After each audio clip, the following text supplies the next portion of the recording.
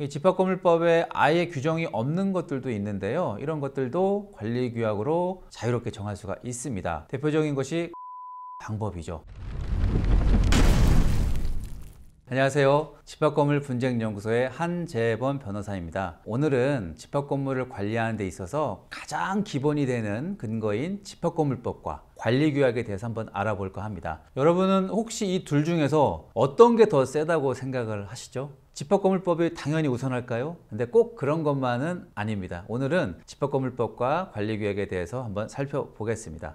집합건물법에는 크게 두 가지 종류의 규정이 있어요. 하나는 강행규정이고 또 다른 하나는 임의규정입니다. 강행규정은 절대 어길 수 없는 규칙이죠. 예를 들어서 관리단 집회의 특별의결 정족수나 관리인의 해임 절차 같은 것은 강행규정입니다. 이런 건 아무리 관리규약으로 정해도 집합건물법을 이길 수가 없어요. 반면에 임의규정은 좀 다릅니다. 임의규정은 이렇게 하세요 라고 권유는 하지만 꼭 그래야만 하는 건 아닌 규정입니다. 이런 임의규정에 대해서는 관리규약으로 다르게 정할 수가 있습니다. 자, 그러면 어떤 규정이 임의규정이고 또 어떤 규정이 강행규정인지가 좀 중요하겠죠. 우선은 관리위원회의 구성에 대한 규정은 임의규정입니다. 그래서 각 건물마다 관리규약으로 관리위원회의 인원수라든지 선출 방법 같은 거를 자유롭게 정할 수가 있어요. 관리위원회 자체를 둘 수도 있고 또 안 둘 수도 있어요. 관리인이 어디까지 권한을 가질 수 있는지도 관리규약으로 또 따로 정할 수가 있습니다. 이건 조금 자세히 봐야 되는데요. 우선 집합건물의 처분행위나 공용부분의 변경행위에 대한 규정은 강행규정입니다. 관리인이 마음대로 할 수가 없다는 뜻이죠. 그런데 보존행위나 통상적인 관리행위는 규약으로 권한 범위를 자유롭게 정할 수가 있어요. 이 집합건물법에 아예 규정이 없는 것들도 있는데요. 이런 것들도 관리규약으로 자유롭게 정할 수가 있습니다. 대표적인 것이 관리비 징수 방법이죠. 법에는 관리비를 어떻게 징수해야 한다 이런 구체적인 내용이 없어요. 그래서 월별로 할지 뭐 분기별로 할지 어떤 항목을 포함할지 이런 거를 관리규약으로 정할 수가 있습니다. 주차장 사용규칙도 구체적인 규정이 없어서 각 건물의 상황에 맞게 관리규약으로 정할 수가 있습니다. 옥상이나 지하실 같은 공용 부분을 어떻게 사용할지도 관리규약으로 정할 수가 있습니다. 네, 얼핏 보면 강행규정에만 어긋나지 않으면 관리규약으로 모든 걸 다 좌우할 수 있을 것 같은데요. 여기서도 주의할 점이 있습니다. 우선 규약이 지나치게 추상적으로 규정이 된 경우에도 무효로 판단될 수가 있어요. 또 관리규약은 형평성도 고려를 해야 합니다. 아무리 집합건물법에 어긋나지 않는다 하더라도 특정 구분 소유자들에게만 어떤 특별한 혜택을 주거나 과도한 불이익을 주면 법원의 판결로 규약 자체가 무효가 될 수 있습니다. 예를 들어서 관리비 연체 시 단전 단수 같은 규정을 두는 경우가 많은데요. 이는 법원이 유효로 보는 경우도 있고 또 무효로 보는 경우도 있습니다. 적정선을 지키지 않고 과도한 제재로 판단이 되면 무효라는 건데 이건 나름의 법리가 있기 때문에 나중에 또 따로 정리해서 알려드리겠습니다.